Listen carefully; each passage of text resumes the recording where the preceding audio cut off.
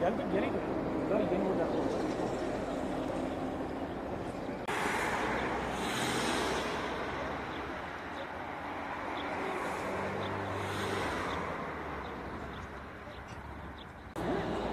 Şimdi işte.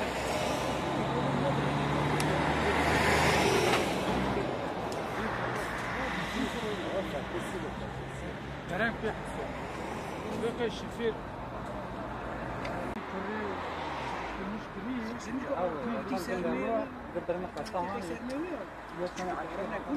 المشكلة